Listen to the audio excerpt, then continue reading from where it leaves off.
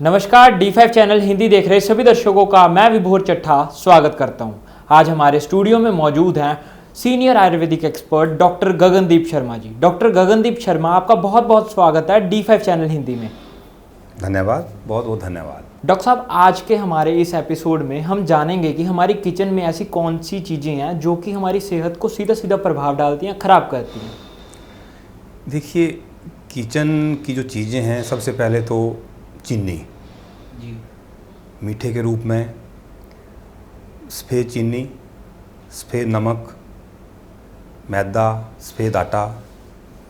हालांकि ये बहुत ज़रूरी चीज़ें हैं और इसके बिना हम इमेजिन नहीं कर सकते किचन को।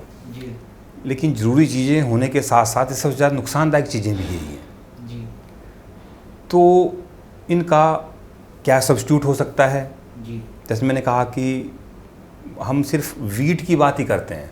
सुबह दोपहर शाम हम कणक की रोटी, तो उसका सब्स्टिट्यूट रागी की रोटी हो सकता है, ज्वार की रोटी हो सकता है, कोदरे की रोटी हो सकता है, बेसन की रोटी हो सकता है, जौ की रोटी हो सकता है, बाजरे की रोटी हो सकता है। हाँ, ध्यान रखिए कि एक समय में एक ही अनाज बनाना है।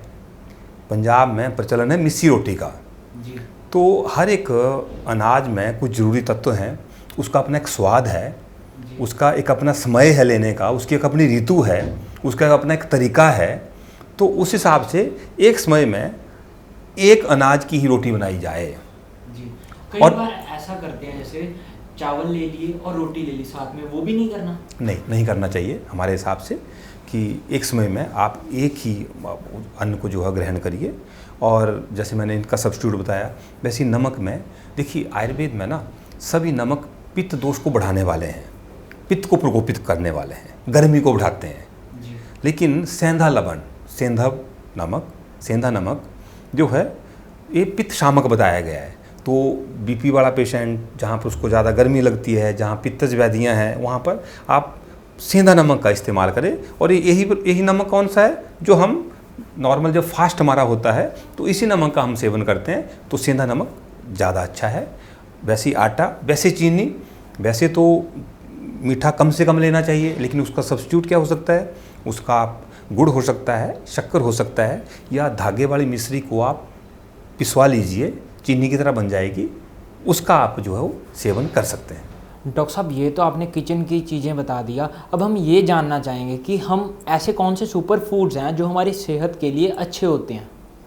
देखिए, सुपर फूड के कंसेप्ट को समझने से पहले हमारी डाइजेस्टिव फायर अच्छी होनी चाहिए, अग्नि अच्छी होनी चाहिए, ताकि जो हम खा रहे हैं वो अच्छा हजम हो सके। हर एक फूड हमारे लिए सुपर फूड है अगर हमारी अग्नि अच्छी है, अगर हमारे वात पित्त कफ तीनों दोष बैलेंस है।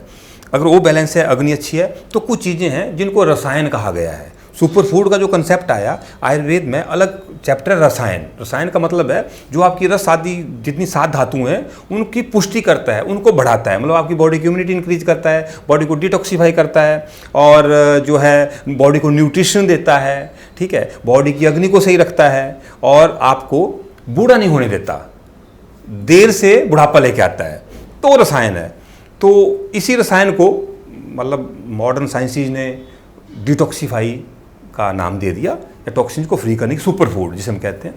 तो सबसे पहले तो अगर हम कुछ फूड हैं सुपर फूड जो हमारी डाइजेस्टिव फायर को बढ़ाते हैं, वो भी सुपर फूड हैं, जिसमें ड्राई जिंजर, सौंठ, काली मिर्च, हल्दी। लेकिन ये तकसीर में गर्म है, इसलिए इनकी मात्रा कम चाहिए। जैसे आधा ग्राम से 1 ग्राम हल्दी, 2 ग्राम। तो ये सुपर फूड एक तो, क्योंकि अग्नि को बढ़ाने वाले हैं, डाइजेस्टिव फायर को ठीक रखते हैं।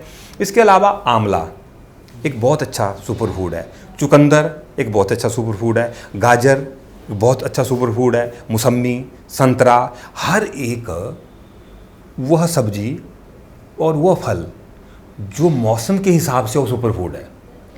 लेकिन आजकल जो वेस्टर्न मीडिया है वो चीज़ों को बेचने के लिए हमारे मन में भ्रम पैदा कर रहा है कि महंगी चीज़ें सुपर फूड है।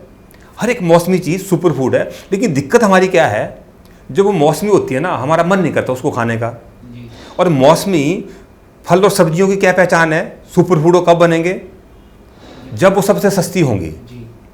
आम 200 रुपये किलो, 300 रुपये किलो जब आया, आम तभी खाना है जब 100 रुपये का 1.5 किलो हो जाए। 100 रुपये किलो वाले मटर नहीं है, जहरीले हैं। जब 20 से 40 रुपये किलो मटर हो जाएं तो सुपर फूड है वो। जब गाजर 20 से 40 रुपये किलो तो सुपर फूड है। 100 रुपये किलो वाली गाजर नहीं खानी है। क्यों? क्योंकि वो मौसमी नहीं है, उनको आर्टिफिशियल इन्वायरमेंट में पैदा किया गया है, उनको ज़बरदस्ती उनको इंसेक्टिसाइड, पेस्टिसाइड, वीडिसाइड का बहुत ज़्यादा इस्तेमाल किया गया है।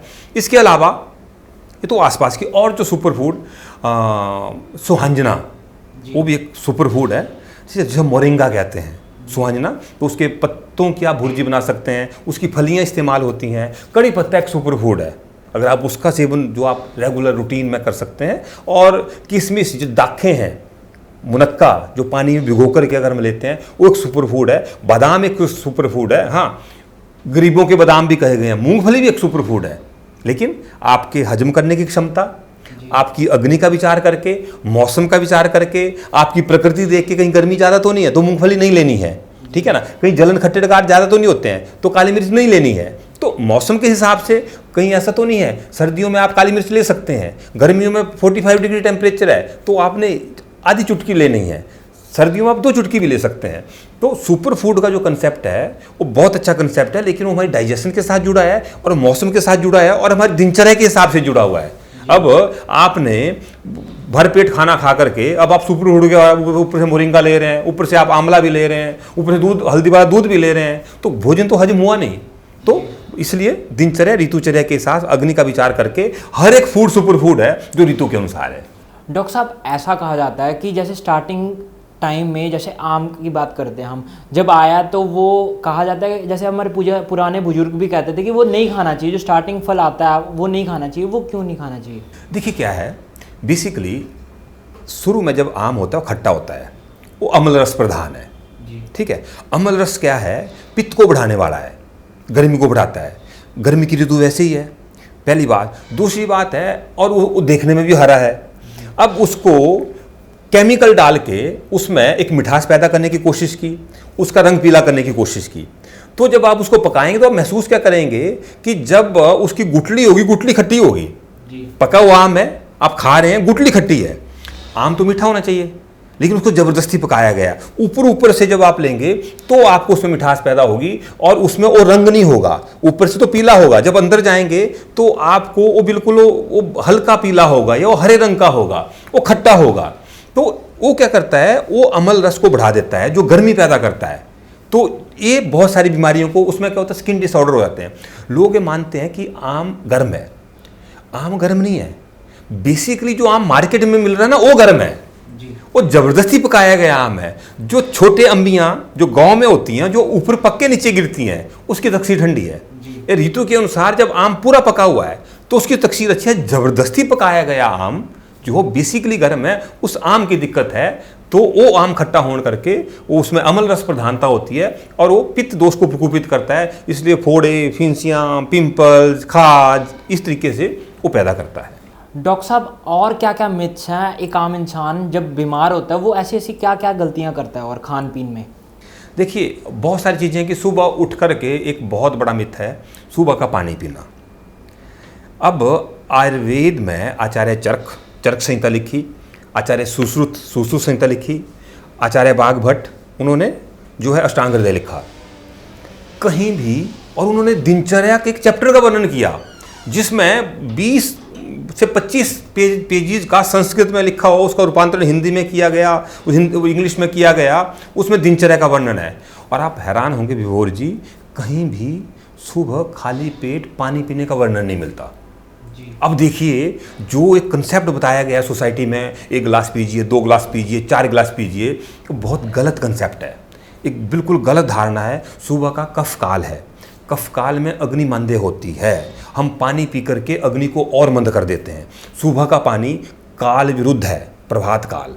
सुबह का पानी दोष विरुद्ध है, कफ दोष डोमिनेट नहीं रहता है। सुबह का पानी अग्नि विरुद्ध है, मंद अग्नि रहती है। तो सुबह का पानी अगर मैं कहूँ, जो लोग ज़्यादा पीते हैं सुबह का पानी, उनको बहुत जल्दी फैटी लीवर होगा, उनको बहुत जल्दी बीपी होगा, शुगर होगा, थायराइड होगा, और उनमें एक बड़ी खासियत मिलेगी आपको, यहाँ से पेट बड़ा हुआ मिलेगा आपको, सेंट्रल ओबेसिटी मिलता है। सुबह का पानी पीने के कारण जुखाम, खांसी, जो कफज रोग हैं, खारिश, इचिंग, ये सारे सुबह के पानी पीने से होती है। तो इसका अल्टरनेटिव क्या है? संहिताओं में वर्णन नहीं है, कहीं पे उषापान का वर्णन मिलता है। तो उसमें क्या करना है कि आप पानी, एक गिलास पानी उबालिए, जब आधा गिलास रह गया उसको चाय की तरह पीजिए, एक घूंट, दूसरा घूंट, तीसरा घूंट, वो भी अगर आपको प्यास लग रही है, आपको आवश्यकता है। अब क्या है कि एक बड़ी गलत धारणा है कि 2 गिलास पानी पी करके जी सुबह पेट साफ होगा। एक गलत आदत है। देखिए, पेट प्राकृतिक तरीके से साफ नहीं हो रहा है। ये बिल्कुल वैसे ही है कि हमारी फ्लश में जो स्टूल पड़ा हुआ है और ऊपर से टंकी ऑन करते हैं, धाड़ धाड़ धाड़ करके पानी आता है और फ्लश आउट हो जाता है। तो अगर आपको 3 गिलास पानी पी करके टॉयलेट आ रही है, बहुत गलत आदत है और ये आपकी अग्नि मांद्य कर रहा है, ये ब्लोटिंग कर रहा है, आपके कोलेस्ट्रॉल को बढ़ाएगा, आपके शुगर को बढ़ाएगा। क्योंकि जब अग्नि मांद्य होगी तो आपका पाचन सही नहीं होगा, जो भी आप खाना खाएंगे वो सही तरीके से पचेगा नहीं और वो बहुत सारी बीमारियों को पैदा करेगा।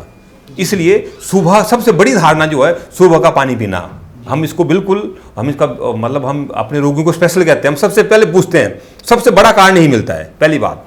दूसरा सबसे बड़ा कारण मिलता है दिन को सोना।